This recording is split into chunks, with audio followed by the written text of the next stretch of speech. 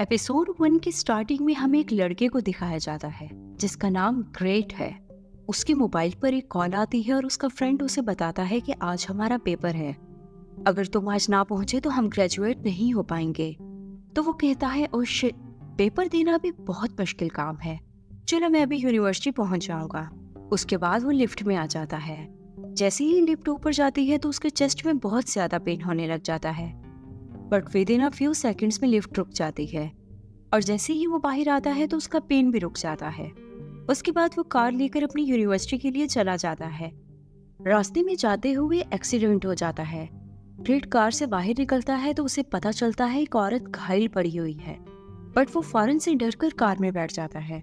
थोड़ी दूर जाने के बाद उसे ऐसे फील होता है जैसे वो टाइम ट्रैवल कर रहा। But with in a few seconds में उसे पता चलता है कोई भी एक्सीडेंट नहीं हुआ, बल्कि वो तो उसका ड्रीम था। तो वो कार लेकर टनल में आ जाता है।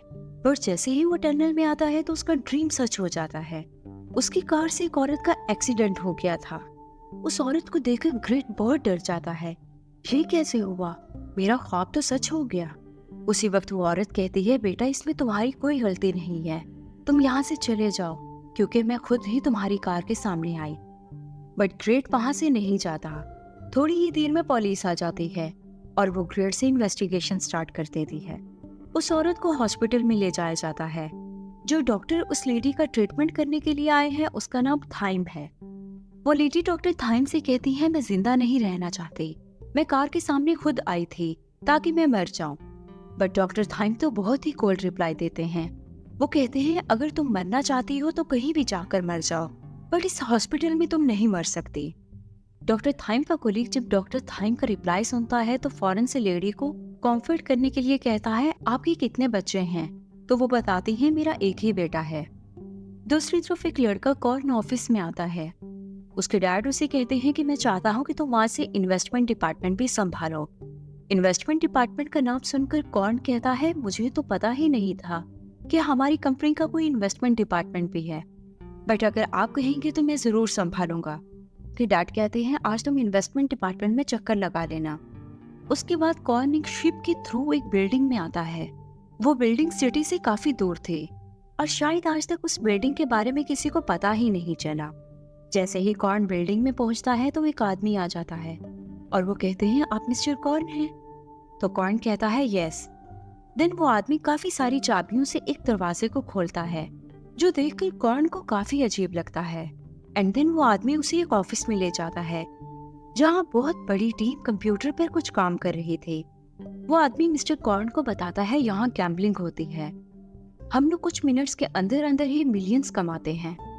ये कहने के बाद वो मिस्टर कॉर्न को एक रूम के अंदर ले आता है और एक तिजोरी खोलते हुए उसे काफी सारे डॉक्यूमेंट्स दिखाता है और बताता है, ये हमारी कंपनी के सब कॉन्फिडेंशियल डॉक्यूमेंट्स हैं। जब ये दोनों बातें कर रहे होते हैं तो एक लड़की बाहर से अंदर आ जाती है। उस लड़की को देखकर वो आदमी कहता है, तुम यहाँ क्यों आई? तुम्हें पता है ना अंदर किसी को भी आना अलाउ नहीं है। यहाँ वो लड़की काफी अजीब सा बिहेव करती है और कहती है, मैं तो बस पानी लाई थी। तो वो आदमी कहता है, गेट आउट। तो फौरन वो लड़की वहां से चली जाती है। इसके बाद हमें टोकला को दिखाया जाता है। वो रात को अपने अपार्टमेंट में बैठा कुछ काम कर रहा था। उसी वक्त कॉर्न आ जाता है। टोकला जैसे ही कॉर्न को देखता है तो बहुत ज्यादा खुश हो जाता है। इन दोनों को देखने से ऐसे लगता है जैसे इन दोनों का कोई और ही रिश्ता हो। टोकला कॉर्न को पानी लाकर देता है और उसे कहता है, मुझे कुछ काम करना है। बट कॉर्न टोकला को अपने पास बिठा लेता है और कहता है, क्या मैं तुम्हें जितनी मनी देता हूँ वो इनफ नहीं है? तो टोकला कहता है, ऐसी बात नहीं है, बल्कि मैं चाहता हूँ मैं खुद भी कोई काम करूँ। इसके बाद कॉर्न बताता है, आज मैं बहुत बिजी रहा और तो और मेरे फादर ने आज मुझे ऐसे डिपार्टमेंट में काम करने के लिए भेजा जो आज तक मुझे पता ही नहीं था। मुझे खुशी है कि मेरे फादर मुझ पर ट्रस्ट करते हैं। टोंकला जैसे ही कॉर्न से पूछता है वो क्या काम है, बट कॉर्न उसे उस बात का रिप्लाई नहीं देता और उसे किस करने लग जाता है। इसके बाद ये दोनों एक दूसरे के साथ टाइम स्पेंड करते हैं। कॉर्न के डैड की कॉर्न के पास कॉल आती है और वो कहते हैं कि आज फैमिली डिनर है, थोड़ी ही देर में तुम्हें पहुंचना होगा। तो कॉर्न टोंकला को सॉरी करते हुए वहां से चला जाता है, पर टोंकला का फेस देखने से ऐसे लग रहा था जैसे उसे ये बात पसंद ना आई हो। इसके बाद सब लोग डाइनिंग टेबल पर जमा हो जाते। थोड़ी ही देर में ग्रेट आ जाता है यहाँ हमें पता चलता है कि ग्रेट और कॉर्न भाई हैं। ग्रेट अपनी प्लेट उठाकर सबसे अलग बैठ जाता है। उसके डैड कहते हैं, मैंने सब कुछ क्लियर कर लिया है पुलिस से। थैंक गॉड उस लेडी को कुछ नहीं हुआ। और कब तुम हमारे लिए मसाइल खड़ा करना बंद करोगे? बट फौरन से उसकी मदर कहती हैं, इट्स लकी कि ग्रेट को कुछ नहीं हुआ। डिनर करने के बाद ग्रेट कार लेकर आ जाता है और जब वो टाइम देखता है उसकी वॉच पर 11 बजे थे।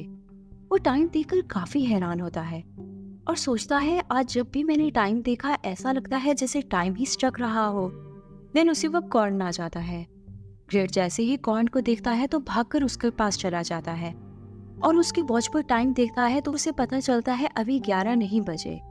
ग्रेट को टेंशन में देखकर कॉर्न उसके पास आकर बैठ जाता है और उसे कहता है, मैंने तुम्हें कितनी बार मना किया है स्मोकिंग मत किया करो, बट तुम मेरी बात क्यों नहीं सुनते। और ये कहते हुए उसकी सिगरेट फेंक देता है। ग्रेट कॉर्न को बताता है, आज मैंने जब भी टाइम देखा तो टाइम स्टक था, पर जब मैंने तुम्हारे साथ टाइम देखा तो टाइम चेंज था। मुझे समझ नहीं आती आज मेरे साथ क्या हुआ। आज मेरे साथ एक और ट्रेजेडी भी हुई। एक्सीडेंट होने से 4 मिनट्स पहले मुझे एक ख्वाब आया जिसमें था कि मेरी कार से एक लेडी का एक्सीडेंट होगा और एग्जैक्ट 4 मिनट्स के बाद वो ख्वाब सच हुआ। ये बात सुनकर कॉर्न कहता है, लगता है आजकल तुम बहुत ज्यादा ड्रग्स ले रहे हो। तो ग्रेट कहता है, नहीं ऐसी बात नहीं है। तो कॉर्न कहता है, हो सकता है तुम्हें बहुत ज्यादा स्ट्रेस हो। इसके बाद ग्रेट एक और सिगरेट निकाल लेता है तो दोबारा से कॉर्न उसकी वो सिगरेट भी खींच लेता है। ग्रेट जब सोया हुआ होता है तो उसे दोबारा से कार एक्सीडेंट का ख्वाब आता है तो वो फौरन से डरकर उठ जाता है।